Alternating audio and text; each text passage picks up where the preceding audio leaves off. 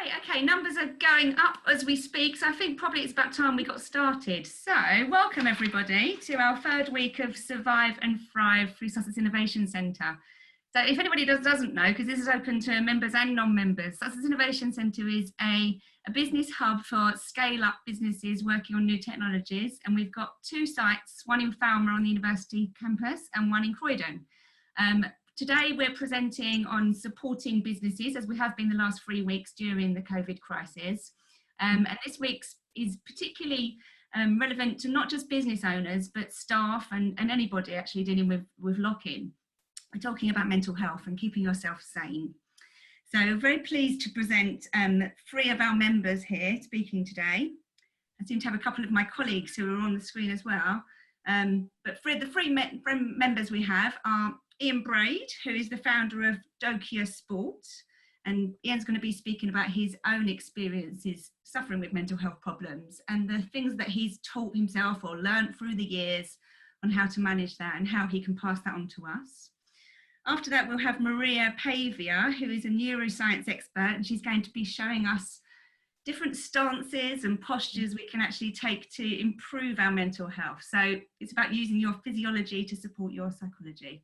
And then after that, Esther, who is a member in Croydon, is going to be talking, and Esther is a wellbeing trainer and mental health first aider. And Esther's going to be talking to us about nutrition and about how we look after ourselves and build our immune system to be able to cope with any issues and problems we might have. So hopefully that's my introductions done. And I'm going to pass over to Ian, who's got some slides to share. And I'll let you get started, Ian. Oh, by the way, sorry, if you've got any questions, you can drop them into the chat or you can raise your hand and I'll let you speak. So yeah, make sure you've got the chat open on the right-hand side and I'll keep an eye on that as we talk. Okay, over to you, Ian. Thank you very much. Good afternoon, everybody. I hope first and foremost you're all safe and well.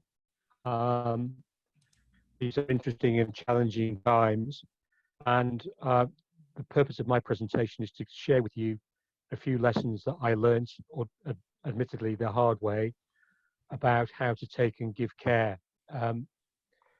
And my story is about the period from 2012 to 2017, when I was the CEO of this organisation called the British Athletes Commission, which is like the Professional Footballers Association or the Rugby Players Association or the Cricketers Association. But the BAC's members, at the time, there were 1,500, and they were from across 40 Olympic and Paralympic sports. So anybody from an elite archer to an elite wheelchair basketball player.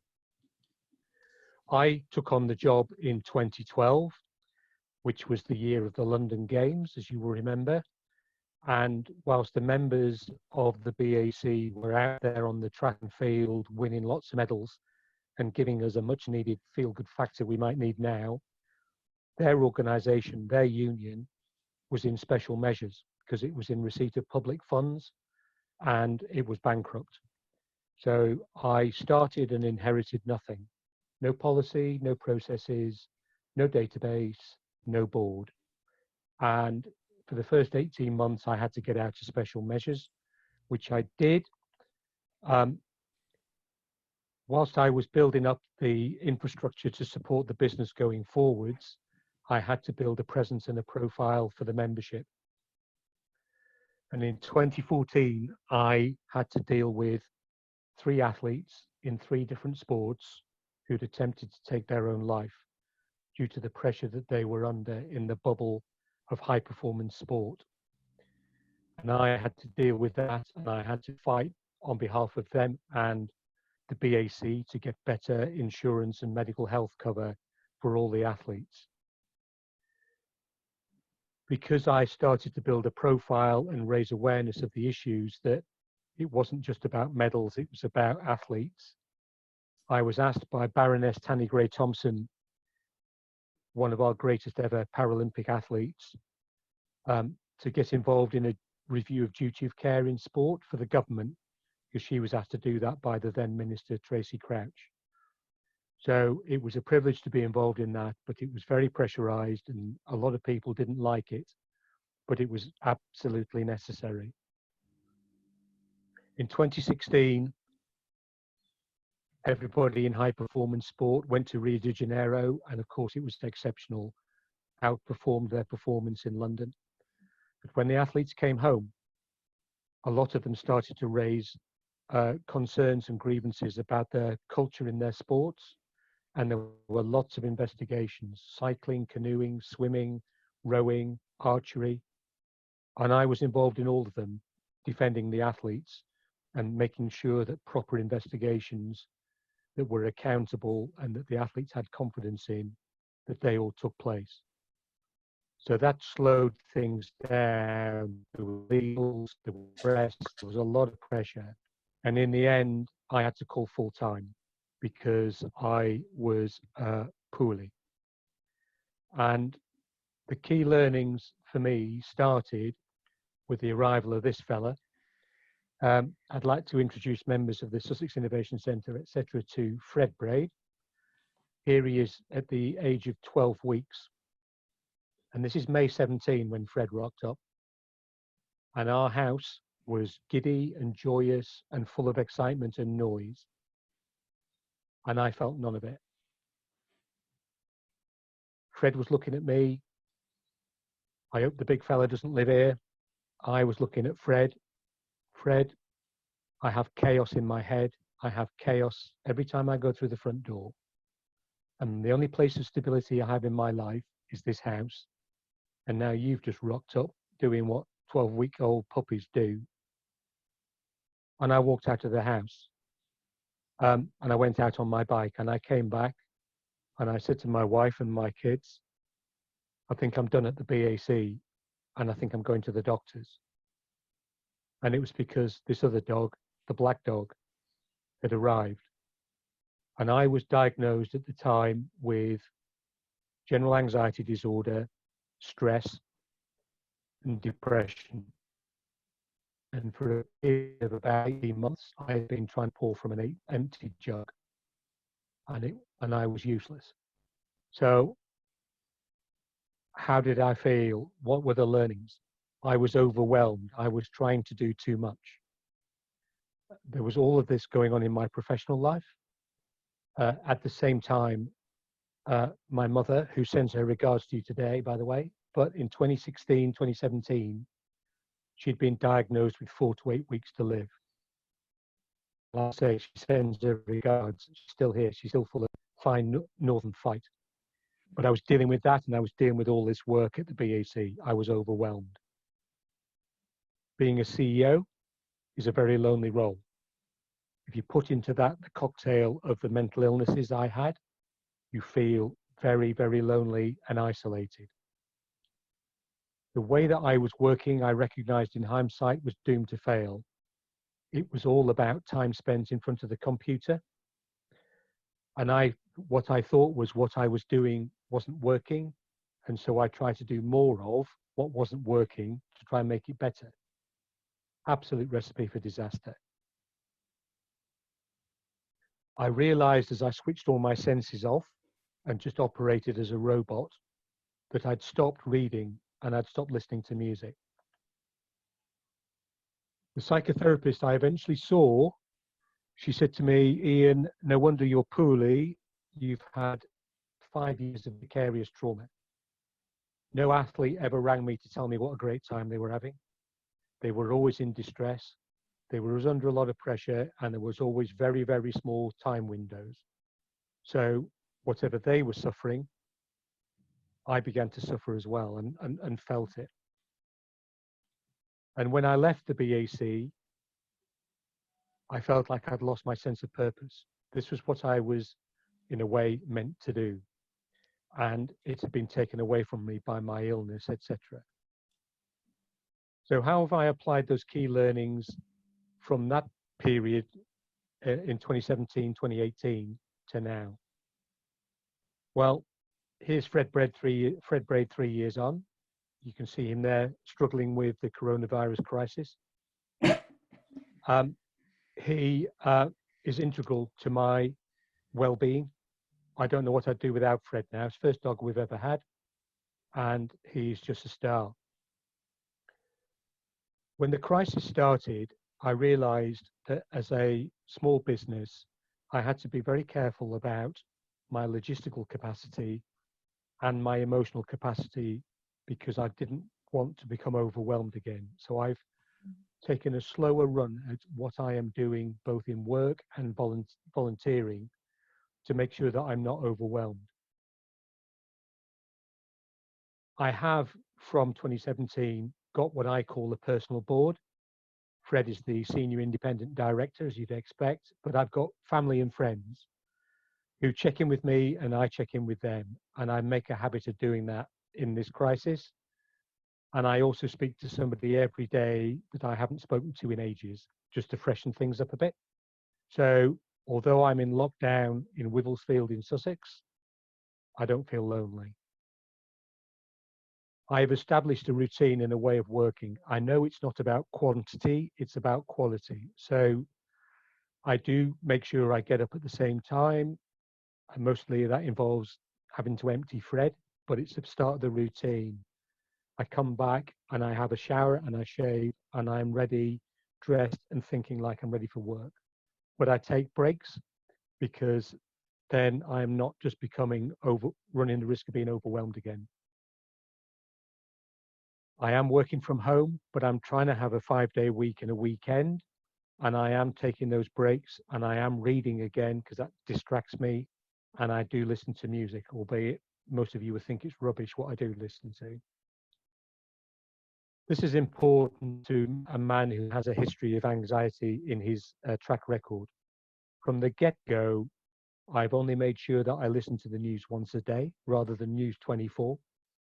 And also, I do not read any headline or below any headline that says could, may, might, because that's all speculation. I want to know about facts in this, and therefore I limit my own anxiety.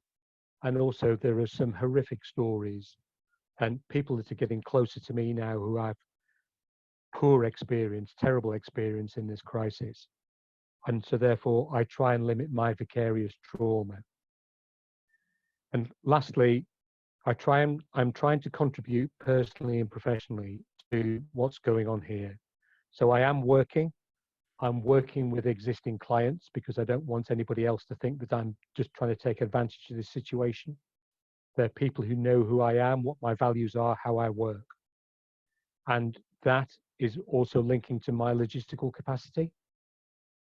And personally, I know I'm very grateful for the situation I find myself in. And there are lots of people who aren't. So I am volunteering different places.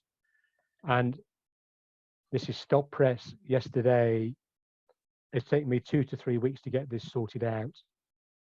But I've been able to work with a local village store and we've opened a Wivelsfield community food bank. So I know I'm helping people locally who are in a worse situation than me. And this is my last slide. And I show the last slide purely for the headline piece at the top, Take and Give Care. It's a strapline that was given to me when I was poorly by a friend who's in my personal board, who used to speak to me and write to me when I was ill, and he used to say, give and take care. And when I DOCIASport, Saffron, repeat, when I set up DOCIASport, Duty of Care in Action, I said to David, I'm going to take your phrase, give and take care, and turn it round. And so there it is, take and give care, a phrase that I think is never more relevant than now. If you don't take care of yourself, you won't be able to give care to others. So that's me for now. I'll pass back to you, Saffron. Happy to take questions, but really looking forward to listening to the other two speak. Wonderful, thank you, Ian. I think you know, it's so refreshing to hear someone speak so openly about your experience, and I'm sure there's lots of people who are listening in who are struggling. You know, this is really uncharted territory which we're going through at the moment, and it's very isolating for people. So I think, you know, the things I take out of that the most are speaking to people, you know, catching up with people you don't usually have a chance to. Pick up the phone, get in touch with people, just connect. Thank you. I can't see any questions coming in at the moment, but if they do, we'll probably take them at the end, and we'll go straight over to Maria now. And Maria, I'll let you take over. Thank you. Hello. Well, I just first of all like to say, having listened to Ian's and what Ian said in his presentation, I fully endorse everything he said, because everything he said really can be proven in the brain science now to be actually the right way to look after yourself. So he's learned it, as he said, the hard way, but there's really good lessons there, and I think it's definitely worth people paying attention to those.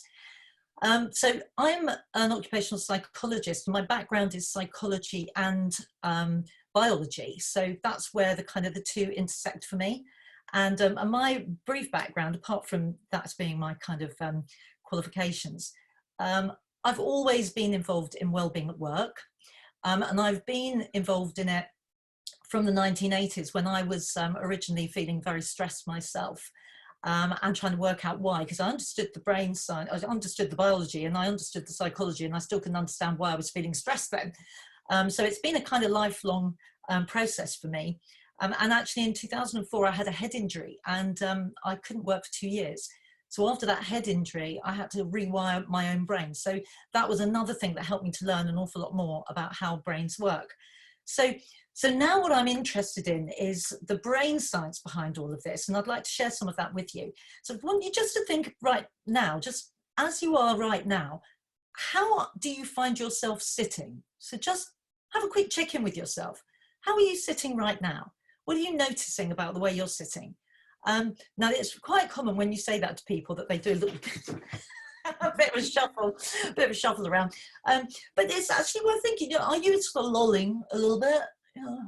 Maybe sort of casually eating a piece of toast or something like that, or are you sitting very upright, or is your mind slightly preoccupied, so you're kind of listening but you're also maybe looking at your emails and you're sort of like trying to do 10 things at once? Doesn't work. These are things that you may be doing. So what I'd like you to think about first of all is just from being mindful of what you're doing with your body right now. And having been mindful of just thinking about how it's feeling, what's going on in your mind, what's going on in your body, what I like you to do is just get yourself into a really nice upright kind of position. So really straighten up your spine, lift your head up, put your shoulders back a little bit, and maybe just shake your arms out a little bit. Big breath in. I can see every single one of you, so I know if you're not doing it, okay? Well done, everybody. Yeah, I see you in the corner over there. Yes, you with the blue room. I know you. Anyway, so make sure you just sort of... And now just have another check-in with yourself. And do you notice that there's a little bit of a change, a little bit that you feel a little bit different? Now, this idea that by changing the way your body is, you can change your mind is kind of central to what I do. So what I look at is I look at things that need to be fast, because to be honest, none of us have time, do we, to kind of spend a few hours meditating or whatever, which is great if you do that, total respect to you, but a lot of us don't have the time to do it, and particularly when we're feeling stressed or anxious or worried or whatever, we can't find the time, feels like that. So it has to be fast, it has to be something we can do within 2 minutes. It has to be easy, because life is complicated enough, right? It's got to be fun, because if it isn't fun, what's the point? And it has to be empowering, which means, for me, it means it needs to be something that you can do in your own way, in your own space, in your own time, and also that you don't have to keep coming back for instructions. So once you know how to do it, you know how to do it. So that's what I kind of wanted to tell you a little bit. I'm going to tell you a little bit about. One of the things that we do is something that we call BENS. So, and that's an acronym which stands for brief, emotional, non-verbal displays. And I'm going to talk about some of those in a minute. And the work that we're doing at the moment actually is we're working a lot with key workers from as far south as where we are. We can't get much further south, can we?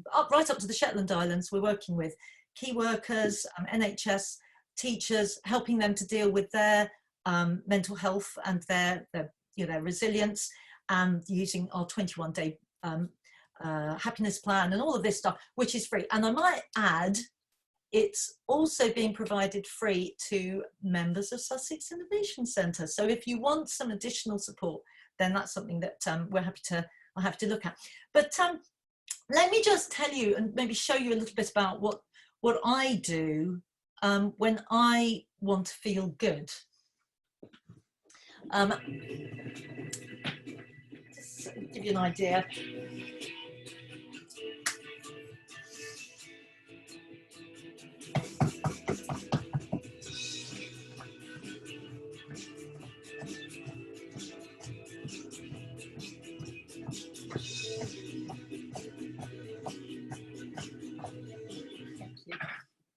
So basically that's what I do every day.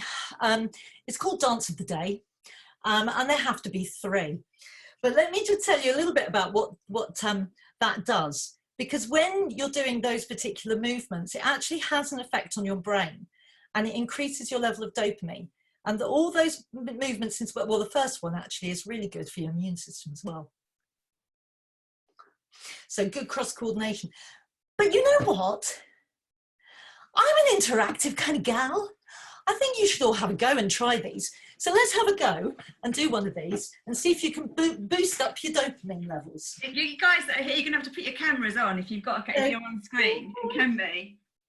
So just have a little shake out and loosen up a bit.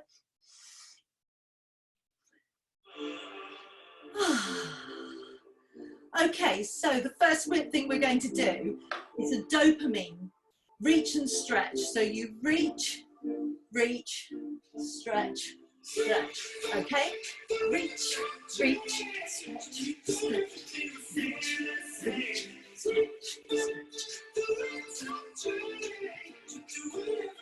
Excellent. Now skip on the spot.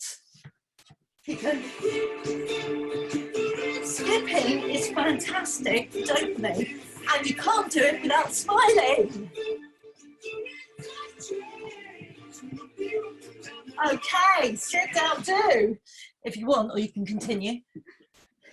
Now, you may have noticed that actually makes you feel different. And the reason it makes you feel different is because you've actually changed your body chemistry. So rather than trying to think your way into, hang on, I'm puffed out now, gotta get fitter. And rather than trying to think your way into feeling better, I prefer change your body in order to change your mind. So what we've been doing is we've been putting loads of videos of our bends. I'm really quite puffed out. I gave it my all. We put loads of videos of our bends onto the internet. One thing before you go, can you just grab me a clock? Grab me a clock. Just make sure that I don't overrun here, Saffron. Oh, you're okay. So we've put some videos of our bends onto our website. So I'll give you some information about that because I think they're going up today. So this is something that you can go to, and we're doing this particularly for key workers as well. And it's all about this idea of that we have, which is we want to do things that can enable everybody to change the body chemistry, feel good where they're at right now, do it quickly, do it easily, and also share. You know, share what you're learning about yourself, share the things that are making you feel good. So let's have another go at a few little bends. Let me show you some. And when I've shown you this, we can maybe then do a little bit of a spot and see if you can spot them elsewhere.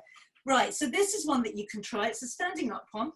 Come on, come on, come on, get up on your feet. Up again. Yes, I can see you. Right, this is really simple. Now, if you want... There's one of the audience up. Yep, you're all up. Yep, brilliant. Excellent. Right, now, if you want to kind of get yourself into a more grounded state. Now, there's some science behind being in a grounded state.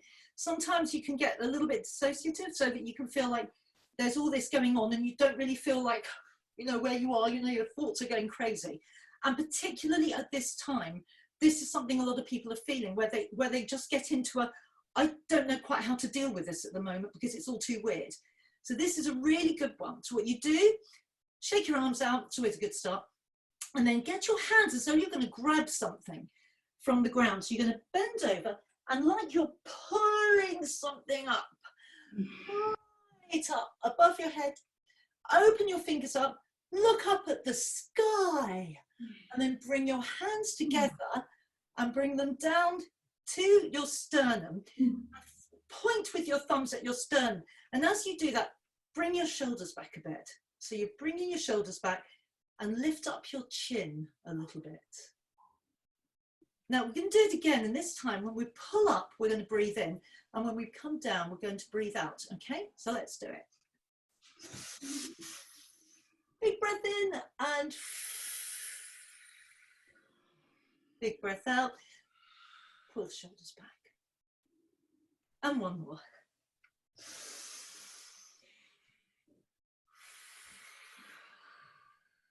And we call this one Maria of the Mountain, and it's not me.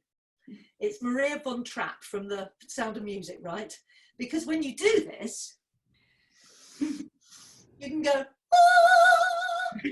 That feels great. But that's optional. And I'm hoping the whole of Sussex and Croydon, you can hear through the windows people going, ah! That would be great, wouldn't it? You do feel different though, it's amazing. You feel different. It does change. It literally, or let me get my head in shot. It literally changes the chemistry of your body. Now, the thing to bear in mind is that we tend to think that our emotions are the thing that comes first. We feel this emotion and then we have all of the reactions. And actually, that's not true. Our body responds first. Our emotions are the last thing that we feel. The emotions are kind of the way that we process everything. So actually, by changing your body, and change your body chemistry, it's the most sensible place to start, because that's how everything begins. And there's a really important piece of information in that, which is that our brains are actually, bit of science here for you all, so get ready, attached to the rest of our body. Amazing. I know. Oh. So knowing that new piece of knowledge, we can kind of think about, well, if that's the case, then we can work it two ways. So another really good exercise that you can do. So if there are people out there and they want to ask me, like, what can I do for, then just drop it into the chat and we can deal with that either during this or, you know, after. Yeah. But one of the things to bear in mind is that if you're feeling stress or pressure or worry, because that's what a lot of people seem to be experiencing at the moment, it's looking at how do we get our brain into a state where it's not being taken over by that. Now, when you feel under pressure, under stress, after a while, our brains literally start to close down. So this isn't a psychological thing. This is a physical manifestation in the brain. The brain's processes start to close down. And when they start to close down, it means it's very difficult for you to problem solve, to make good decisions or any, for you to be creative. And it's difficult also to cooperate with other people. Now that's weird because we never ever think that we're not cooperative, do we? We always believe that we're being incredibly cooperative, even when we're not. So, and it's the fact that we don't actually recognise that we're not being cooperative is an element of being non-cooperative, you know. So it's that inability to be able to see someone else's point of view. But if you think about it, that's where relationships break down as well, or can break down. There can be problems with relationships, particularly if you're all as a family living in a very, very small space. So stress can really have a lot of, and all of the implications of that, can have a lot of negative effects all the way through, just not on my body, but also on other people's. And if you are living with other people, you are co-regulating them. So your stress is going to affect their bodies. So remember, it's the body that reacts first. And my body will be reacting to what your body is feeling, and your body will be reacting to mine. So to really be healthy, we need to think about everybody in our environment. And very importantly, think about ourselves. You know, as Ian was saying, you know, I always think of when you go on a plane and they say, if there's a low pressure, pull down the oxygen mask, put your own on first, then help others. And it has to be that way. You have to put your own oxygen mask on first. So you need to look after yourself first. That's fantastic, Maria. Thank you. Thank you very much. I think it's really interesting to see that you can just bend. You don't have to go out for an hour's run to have your energy levels change, to have you feeling healthy and looking after yourself. You can just jump up.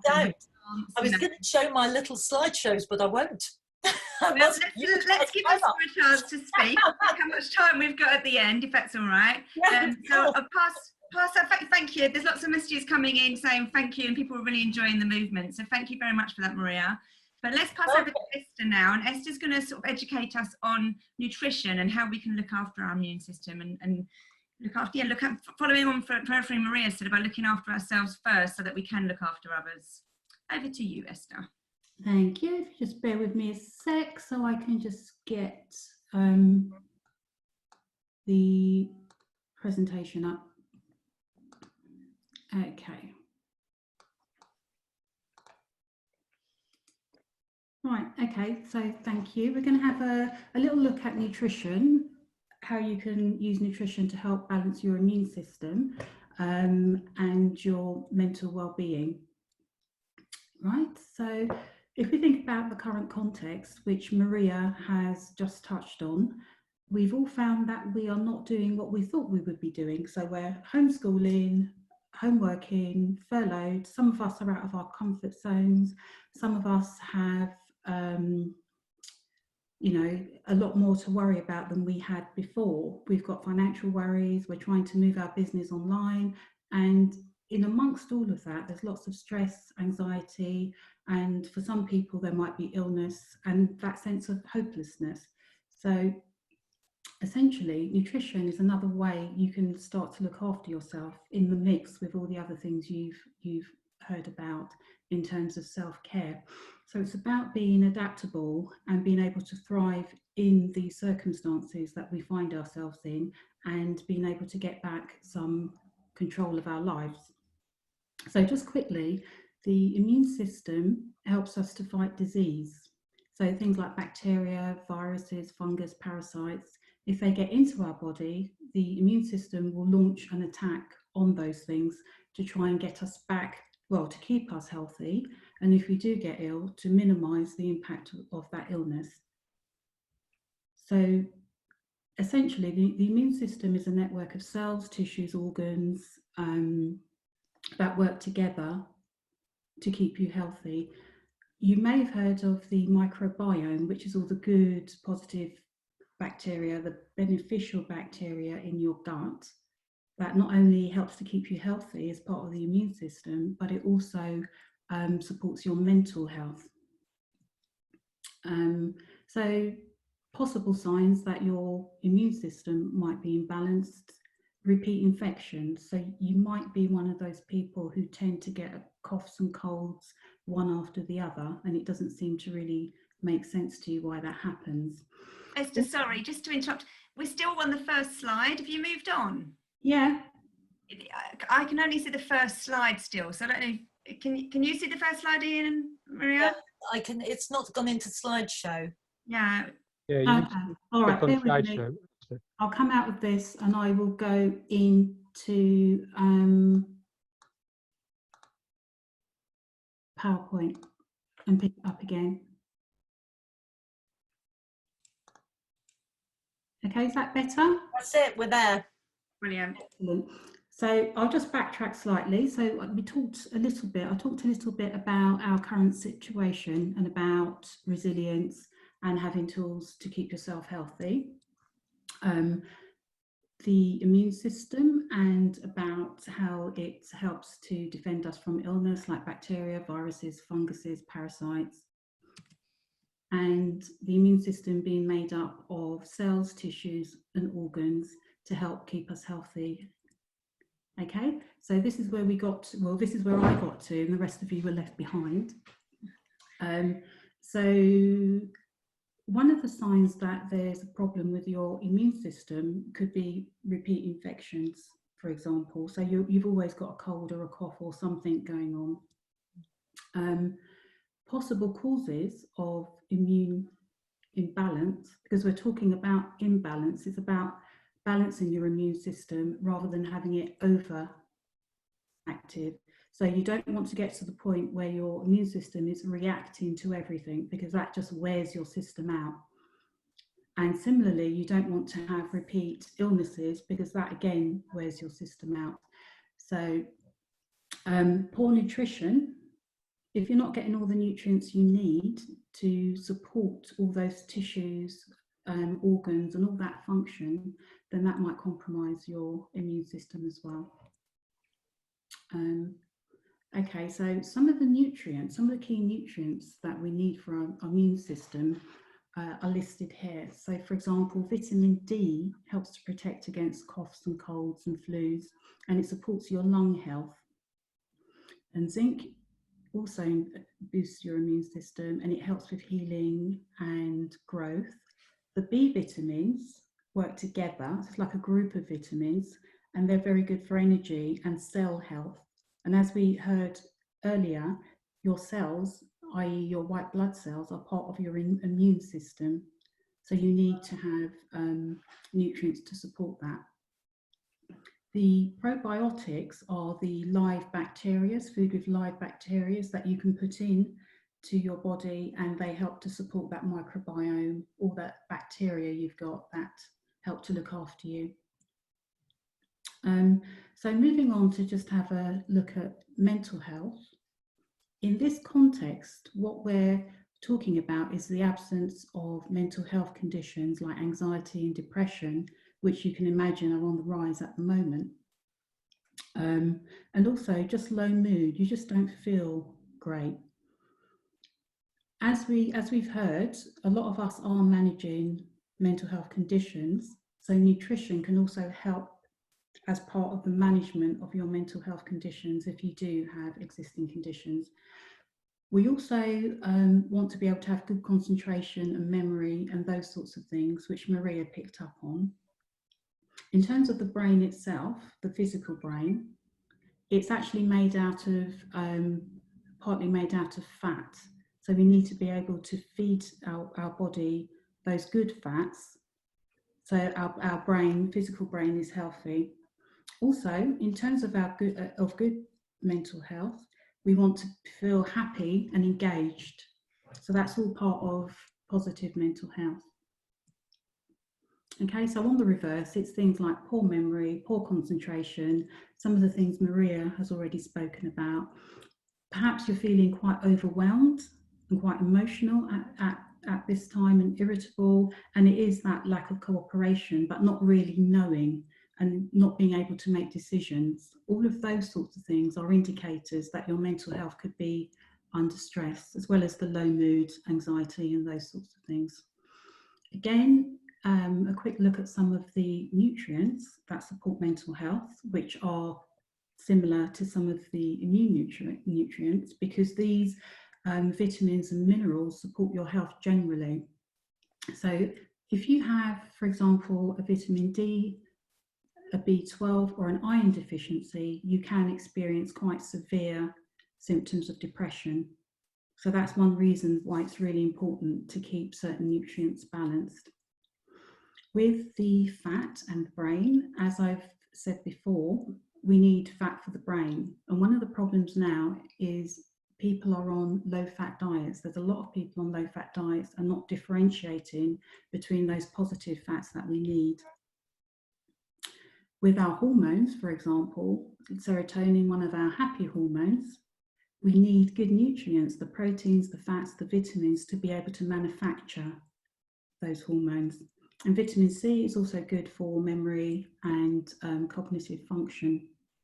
So what I have here over the next 2 slides is a list of the nutrients, the functions. In green, it relates to mental health, and some of the foods that you can eat to gain those nutrients. So if we look at the B vitamins, for example, you have the meat options, red meat, liver, and then you also have veggie, vegan options like the peas, the lentils, and the seeds. With vitamin B12, unfortunately, it comes mostly from animal sources. So if you're a vegan, you might need to supplement to guard and protect your mental health. Okay, and just to flag one of the other vitamins, this presentation is available if anyone wants to and to look at it in greater depth. The vitamin D, which we know is good for lung support, for flu, colds, for your immune system, and also for your mood and to guard against poor mental health, comes from fatty fish, but it's also made in your skin when you go out into the sun. Unfortunately, because we live in the northern hemisphere, quite often there is no sun. So that's one of the vitamins that people sometimes supplement to keep themselves healthy. And if your skin is darker like mine, it's even more difficult to make that in your skin. So if you take, one of the things you could do is look at your current diet, start and then work backwards. So look at what you're eating now, work out what nutrients are in the foods you're eating, and then see what's missing. And so then you can add in those foods. Now, if you put all of these nutrients into a mix, what you should come out with is something like this, a varied diet with a rainbow of fruit and vegetables. Yeah, and that's what you should be aiming for every day. By doing that, you get a wide range of nutrients to support not only your mental health and your immunity, but to help balance your blood sugar, blood pressure, cholesterol, weight management, all of those things. And if that all sounds like hard work, there's an app called Chronometer, which I use quite often. So what you can do is put in your daily diet and it will break down all the nutrient intake for you and make it nice and easy. There's always an app for everything. So in addition to nutrients, so we've heard about what can help balance your mental health and your immune system. There's also other helpful things like good sleep, stress reduction. Stress is terrible for causing illness, mental illness, and all kinds of physical illnesses. So it's really important to stay connected as well, because isolation can lead to mental health difficulties and physical health difficulties. Supplements are great if you need them. However, it's better to go for a balanced diet first. If there's something lacking that you can't get, then by all means look at a supplement. But if you do, make sure you check it against any medication you're taking at the moment. Stay well hydrated, reduce alcohol if you can. It's a depressant. I know all the alcohol has disappeared from the supermarkets, but if you're already feeling low, alcohol can take you lower. Likewise, if you're feeling anxious and worried, caffeine is a stimulant and it can add to that feeling. So you might want to reduce that as well. There's also a range of herbs that you might want to look at. So ginger, turmeric, milk thistle, these kind of herbs support your liver, and your liver is working really hard to try and clear out all the things from your body that you don't want in there. So here's a quick summary of what we've spoken about. So wide variety of food and veg, fruit and veg, varied diet, introduce your positive habits, reduce your alcohol, cigarettes and caffeine if you can. And just to end with, I have put together a list of resources. So if you want to look into it more, for example, examine.com, you can go on, type in a nutrient like vitamin D, and it'll give you all the information you need. And at the bottom, you've got the Chronometer app where you can put your, like an example of a daily intake in, and it will tell you everything you're eating and everything you're missing. So I will hand over back to Saffron now. So thank you for listening. Thank you, Esther. That was really informative. I think, you know, having a rainbow diet is really important for anybody at any time, but particularly now.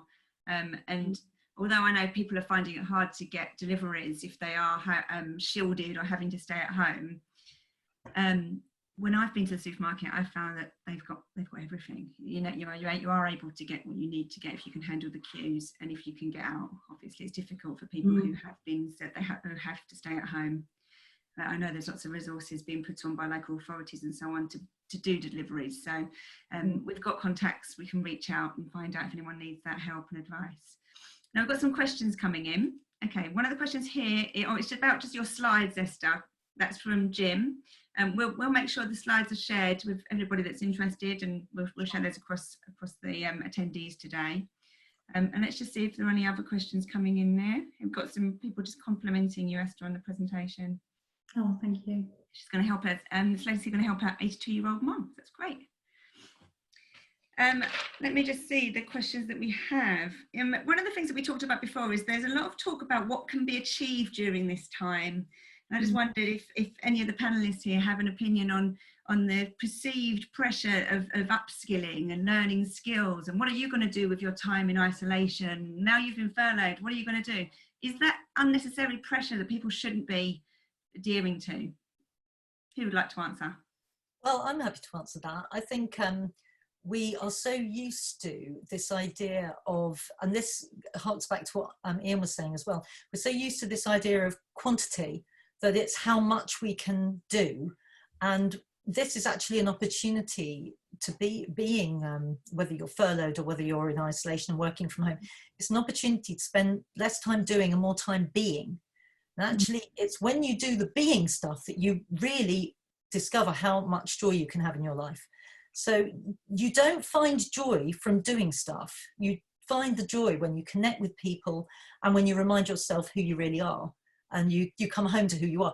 So, you know, maybe sitting and twiddling around on the piano, that I can spend like 3 hours doing that, and those 3 hours can disappear in a trice. But I think if you give yourself tasks to do, so you're just taking one set of stresses away and adding another, in a situation where you're already feeling stressed, it's not really helpful. So, you know, just say bah to all those people that seem to, you know, make us think that we should be doing lots of stuff. Usually it's ourselves. And just say, do you know what, this is an opportunity for me to really get and build my resilience and really get strong and powerful and healthy. Maybe I could just add to that, and I emphasize that quality and quantity point again, which Maria has just kindly emphasized as well. And for me, it was having some focus, not lots of focus, but having a sense of purpose during this time, because it is it's just, you know, where I live in one of 25 houses up a lane in a hamlet, and I could really be very self-isolated and drift. But I think for me, having a sense of purpose professionally and voluntarily has really helped me a lot. And also, and it's difficult if the mental health is poor, but to have some confidence in the fact that there's no wrong answer to this. It is what works for you. You know, a lesson I learned bringing up 2 kids who are now living in London, right? There were loads of people giving me advice when Jess was first born, and you take all of it on, but they're not prescriptive. There's no right or wrong answer. It's your circumstances. I'm blessed. I don't have anybody with illness in my family. I'm blessed in that nobody is furloughed. It's not the same for everybody. So you have to take cognizance of your own circumstances and work with what feels right for you. Yeah, that's really true. Some other questions that we've had. Will vitamin D, zinc and other nutrients that you've mentioned stop you getting coronavirus? Esther, No. I suppose that's for you. No, I mean, we don't, there is not much known about coronavirus. So the point of the presentation isn't to say it will stop you from getting coronavirus. It's about strengthening your immune system. So if you do get it, you're going to rely on your immune system to fight it. So the stronger your immune system, the better, and not just for COVID-19, for all kinds of illnesses. Excellent, thank you. And I think, like Ian just says, this is coming much closer to home for some than others, this crisis that we're going through. And some people are inevitably going to be experiencing loss and having to process that. And I've had some friends who are feeling quite angry at what's happened and how it's been handled. And I can see this feeling of anger, which I don't think is going to help them, obviously. But do you have any advice on how to process this feeling of grief at what's happening and how it's happening to people that we really care about? I don't know who can answer that. Yeah, I'll kick off if you like. Yes, I think there's a couple of things. One, grief as such is not something that you can or that you ought to try to kind of dissolve and get rid of. Grief is just a process that you have to go through, and it can be quite a long process. So you need to be kind to yourself while you're going through that process of grief. That's the first thing. And I think importantly, whatever is going on, it's all about being kind to yourself through all of this, as well as other people. And one great way to be kind to yourself is to take your right hand and stroke from your left shoulder down to your elbow. Just stroking that actually activates a little bit of the bright brain and helps us to calm down a little bit, and enables us to get into a self-compassionate state. So that's one thing that's important. And the other thing that's important is, in order to actually really come through this, if you're angry about stuff, there's a really good bend for that. Stick your tongue out between your teeth, like that. Get your thumbs and stick them in the little crook of your chin and press up really hard.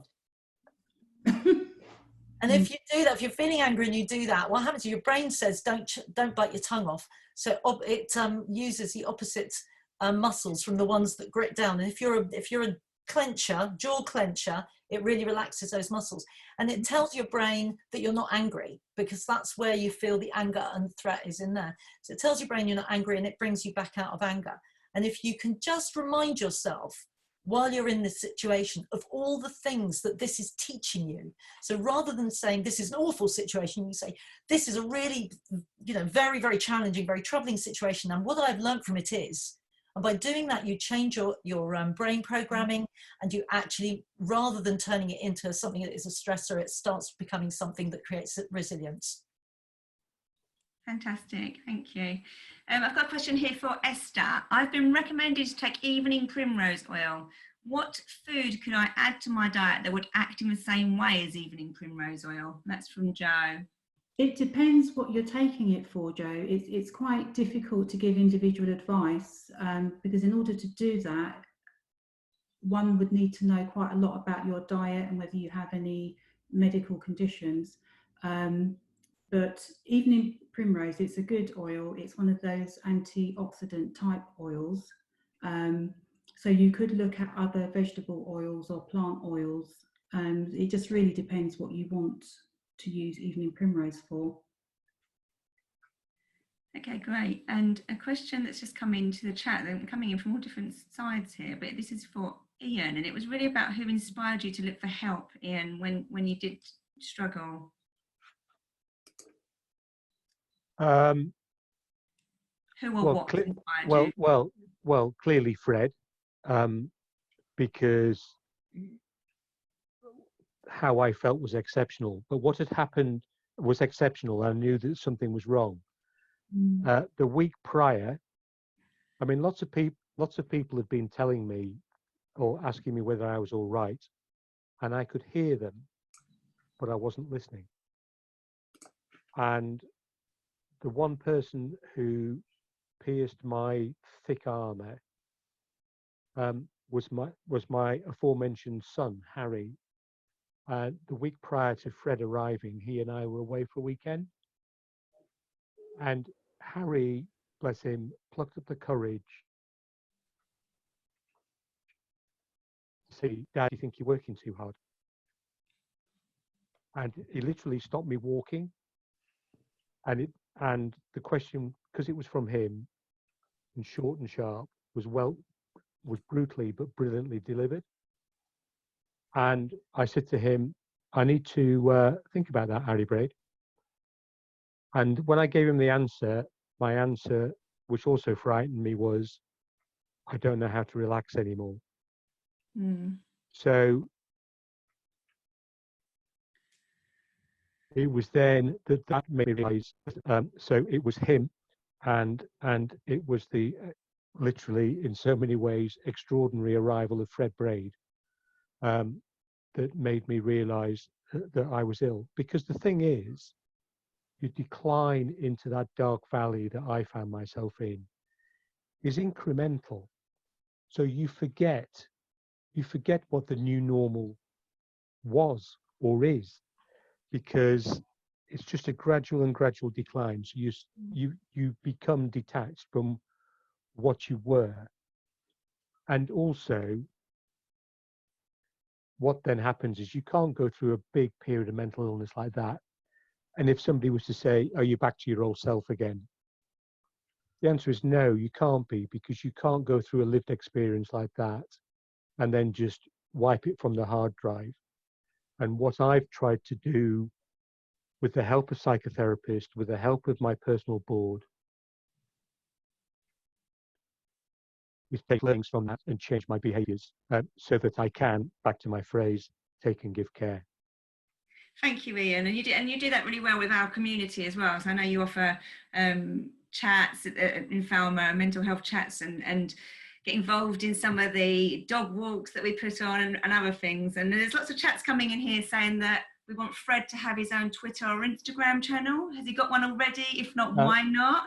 And Maria, I know that you do have a YouTube channel already that people can look at the different poses that you put on. So there's lots of things going on, and it's really interesting that Michelle Laffey has just put something here about us being a bit more positive about what we're going through. You know, it's changing perceptions, it's changing lifestyles. Everybody's slowed down, and I think it's really poignant to think in a more positive way about some of the things that. Can I just support? I'm putting mine. I'd like to speak because I'd like to really enforce and agree with that, right? Yeah. Because somebody else asked me that the other day, and my answer to this other friend of mine was subject to nobody in my family being poorly. Oh, sorry. Go on. Yeah, subject to nobody in my family being poorly, I want to take a positive learning out of this. There are lots of things, you know, I've slowed down, which I think Maria spoke to, right? So I've slowed down, given myself more time to quality think. I've learned, despite that, how to use Zoom more efficiently. Yeah. That'll be an integrated way of working going forwards. So I've met this food bank thing that I launched yesterday, started from me walking down my lane, telling everybody or asking everybody to give some cans of food for a homeless shelter. And so something else that's positive is I know more of my neighbours now than I've ever done. Yeah, it's really positive. So I agree. It all comes back to the health of the people that matter to you will always take priority. And if that sideswipes me,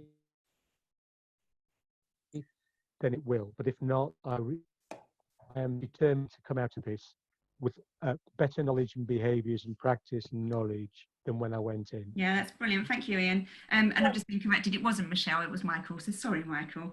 Let's sort of add to that, because I wanted to show my little slides actually, which are only a couple of minutes long. Well, we're at 2 o'clock now, so time is whipped past really quickly. You're off. What a shame. We could do this again. Taxi for Maria. Yeah, our intention is to put on another webinar of this type during Mental Health Awareness Week, which is in May. So I think we'll just carry on, and the conversation can obviously go on so much further. There's lots of other chats coming in, but we'll keep that chat and we'll try and get back to everybody with the conversations and questions that you've got. Helena, are you there? Are you available to just come in and say hello quickly? Please don't let me down. Please be there. Yay, she's there. Would I let you down, Saffron? I'm hurt at the very suggestion.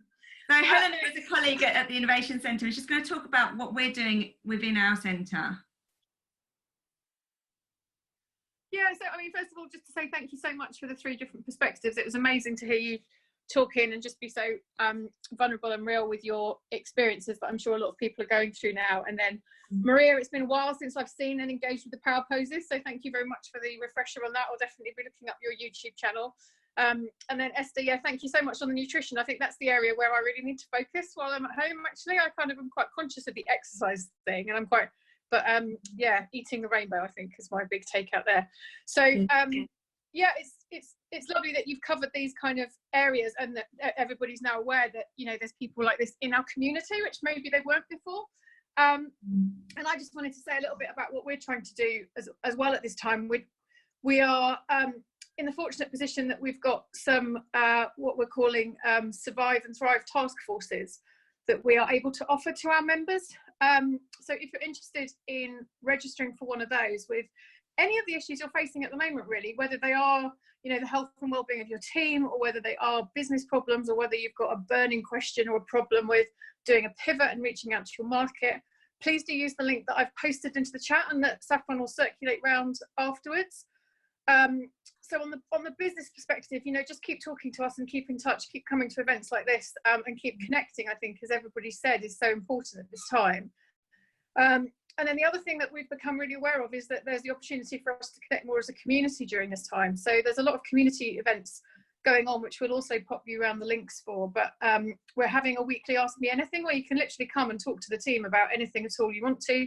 We're obviously running these webinars, and we're having our member drinks on Friday afternoon. So if you're interested in those, or in fact, this week, if you're a female founder, we'll pop you around the Eventbrite link, because we're having a cheese and wine online for female founders. So if you are a female founder and you fancy joining us for some cheese and wine on Friday afternoon, please come and do that. But we're here for you. Come and tell us what you need, and hopefully you're finding things like this really helpful. And thank you, Saffron. No worries. Well, that's great. Thank you ever so much. And it seems like we could have gone for another hour, but we better let everyone go. Thank you for joining us, and look forward to next week's Survive and Thrive being on improving sales during the current climate. And we'll be coming back in with mental health awareness during May for Mental Health Awareness Week. Okay, guys, thank you ever so much, panel, and speak to you again soon. Thanks, bye. Thank you. Bye. Bye-bye. Bye.